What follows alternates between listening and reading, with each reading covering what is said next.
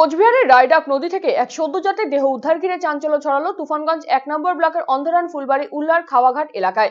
বুধবার বিকেলে স্থানীয় বাসিন্দারা নদীতে মাছ ধরতে গিয়ে দেখতে পায় নদীতে এক সদ্যজাতের মৃতদেহ ভেসে রয়েছে। এরপরে খবর জানাজানি হতেই এলাকায় ভিড় জমায় স্থানীয় লোকজন। ঘটনাস্থলে ছুটে আসে তুফানগঞ্জ থানার পুলিশ। এরপরে সদ্যজাতের দেহটি উদ্ধার করে তুফানগঞ্জ থানায় নিয়ে যায় পুলিশ। কোচবিহারের মাথাভাঙায় রাম মন্দিরে পুজো দিয়ে মন্দির প্রাঙ্গণ এবং মন্দিরের রাস্তা সহ ঘাট সংস্কারে ১ কোটি টাকা দেওয়ার কথা ঘোষণা করলেন কেন্দ্রীয় দপ্তরের স্বরাষ্ট্র প্রতিমন্ত্রী নিশীথ প্রামাণিক। অযোধ্যা রাম মন্দিরের উদ্বোধনের দিন এই মন্দিরের উদ্বোধন হয়ে গেলেও এদিন ফের ঘটা করে পুজোর আয়োজন করা হয় কেন্দ্রীয় স্বরাষ্ট্র প্রতিমন্ত্রী তথা কোচবিহার লোকসভা কেন্দ্রের বিজেপি প্রার্থী নিশীথ প্রামাণিকের উপস্থিতিতে। এদিন নিশীথ প্রামাণিক ছাড়াও উপস্থিত ছিলেন মাথাভাঙা ও শীতলকুচি বিধানসভার বিধায়ক সুশীল বর্মন, বরেন চন্দ্র বর্মন, বিজেপির জেলা সভাপতি মনোজ ঘোষ সহ অন্যান্যরা।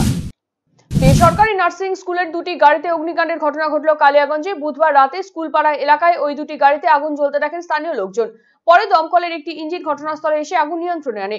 ছোট গাড়িটি অধিকাংশই পুড়ে গিয়েছে, অপর গাড়িটি সামান্য পুড়েছে। তবে শর্ট সার্কিট থেকেই এমন অগ্নিকাণ্ড বলে প্রাথমিক তদন্তে অনুমান দমকলের।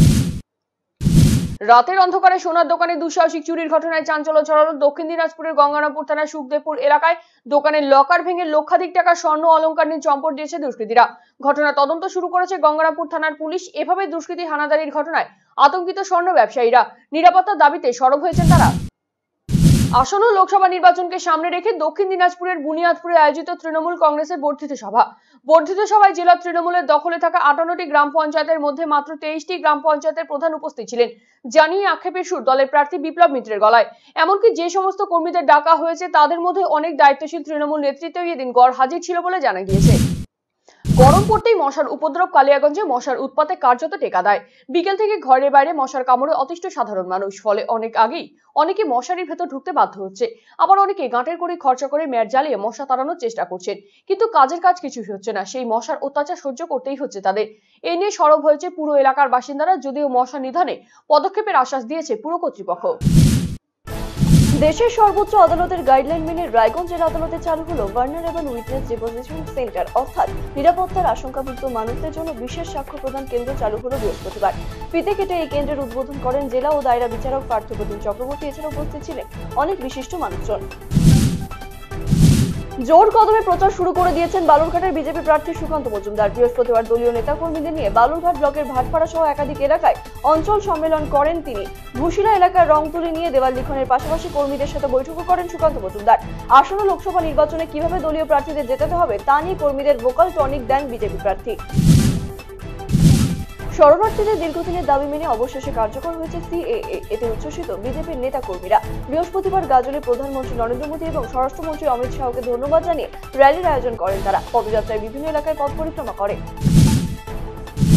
লক্ষাধিক টাকা গাঁজা উদ্ধার সহ দুজনকে গ্রেফতার করল দক্ষিণ দিনাজপুরের বংশীহারি থানার পুলিশ। বৃহস্পতিবার ধৃতদের গঙ্গারামপুর মহকুমা আদালতে তোলা হয়। পুলিশ জানিয়েছে ধৃতদের নাম কার্তিক বর্মন, বাড়ি হরিরামপুর থানা এলাকায়। অপরজন টোটো চালক কাঞ্চন প্রামাণিক, বাড়ি বংশীহারি থানা এলাকায়। গ্রেফতার করা হয় চালক ও যাত্রীকে।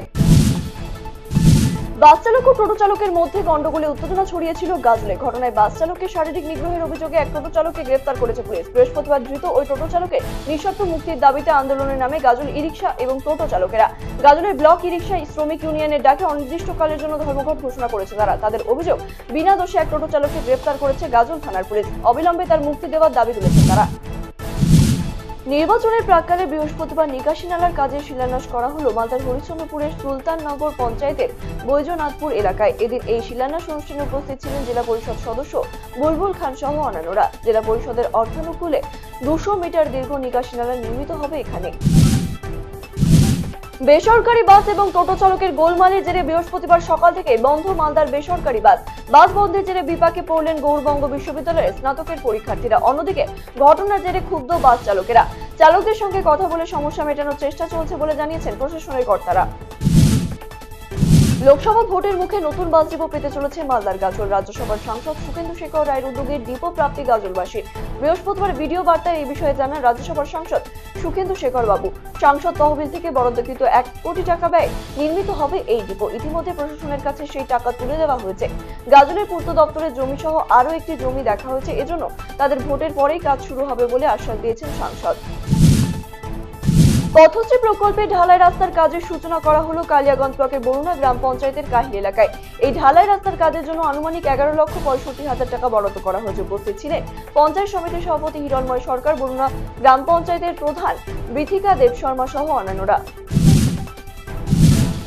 এখনো ঘোষণা হয়নি লোকসভা নির্বাচনের দিনক্ষণ, কিন্তু ইতিমধ্যেই প্রচার শুরু করে দিয়েছেন রায়গঞ্জ লোকসভা কেন্দ্রের তৃণমূল প্রার্থী কৃষ্ণ কল্যাণী।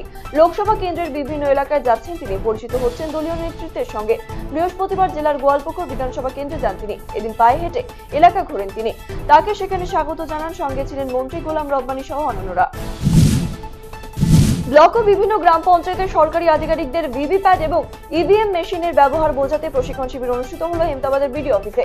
বৃহস্পতিবার দুপুরে এই প্রশিক্ষণ শিবিরটি অনুষ্ঠিত হয়, যেখানে উপস্থিত ছিলেন হেমতাবাদের বিডিও সুদীপ পাল, জয়েন্ট বিডিও রৌনক রায় সহ অন্যান্য আধিকারিকেরা।